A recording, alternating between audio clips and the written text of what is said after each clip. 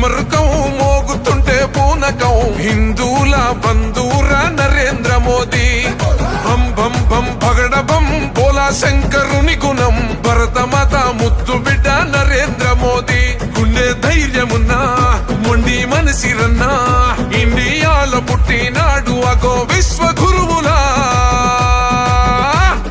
బోలో రే జై జై బోలో జై మోదీజీ పాలనాలో ఉక్కు గుండెల పక్క పటేల్ జీ బోలో రే జై జై బోలో జై మోదీజీ కంటి రెప్పై కాచే ఇండియానే నయా నేతాజీ బోలో ఢమ్ ఢమ్ ఢమ్ ఢమరుకం మోగుతుంటే పూనకం హిందూల బంధూర నరేంద్ర మోదీ బం బం బం పగడ బం బోలా శంకరుని గుణం భరతమాత ముద్దు బిడ్డ నరేంద్ర మోదీ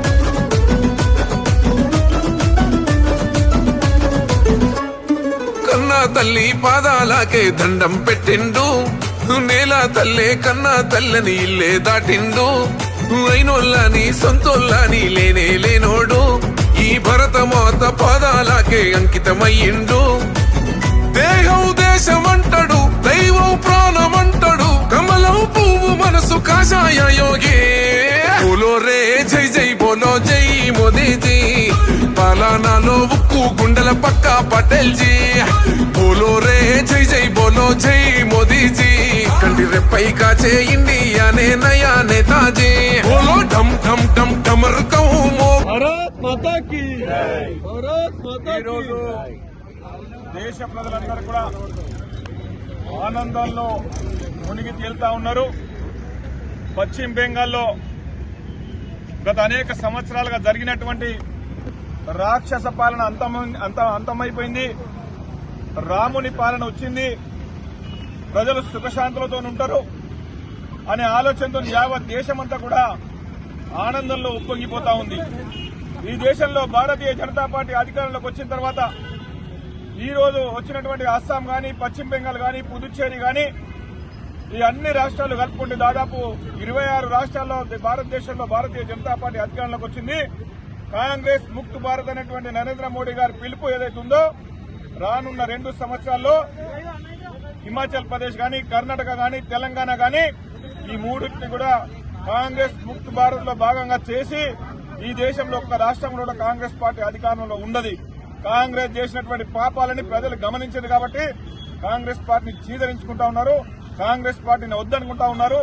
ఈ దేశంలో వాళ్ళు చేసినటువంటి పాపాలే ఈ రోజు మనందరికీ శాపాలైనాయని చెప్పేసి ప్రజలు భావిస్తా ఉన్నారు. జాతీయ భావాన్ని, దేశభక్తిని పెంపొందించకుండా ఈ దేశంలో ఓటు బ్యాంకు రాజకీయాల కోసం మతం ఆధారంగా ఏ రకమైనటువంటి పరిపాలన చేసిండ్రో, ఈ దేశాన్ని అభివృద్ధి నోచుకోకుండా ఏ రకంగా వాళ్ళు వ్యవహరించిండ్రో కాబట్టి ఇలా కాంగ్రెస్ పార్టీని ప్రజలు చీదరించుకుంటా ఉన్నారు.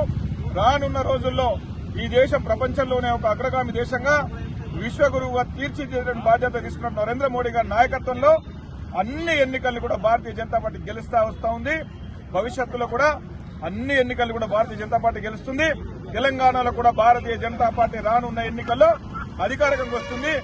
ఈ గెలుపులో భాగమైనటువంటి ప్రతి ఒక్క కార్యకర్తకు ప్రజలందరికీ కూడా భారతీయ జనతా పార్టీ తరఫున ధన్యవాదాలు తెలియజేసుకుంటూ నాయకత్వానికి కూడా ధన్యవాదాలు తెలియజేసుకుంటా ఉన్నాం.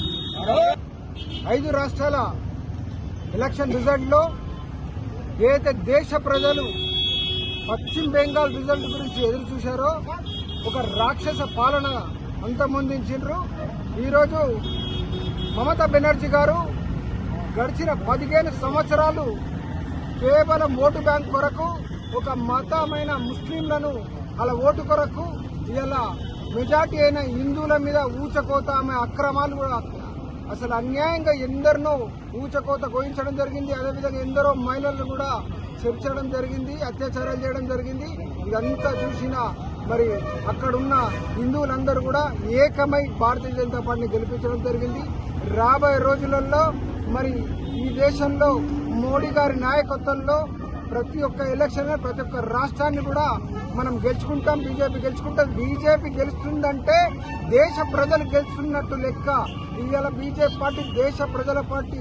దేశ ప్రజల కొరకు 6 నిమిషాలు మోడీ గారు కానీ ఆయన టీం కానీ ఇలా బీజేపీ కానీ ప్రతి రాష్ట్రంలో చిన్న తప్పు కానీ చిన్న కరప్షన్ లేకుండా పరిపాలన సాగిస్తా ఉన్నది.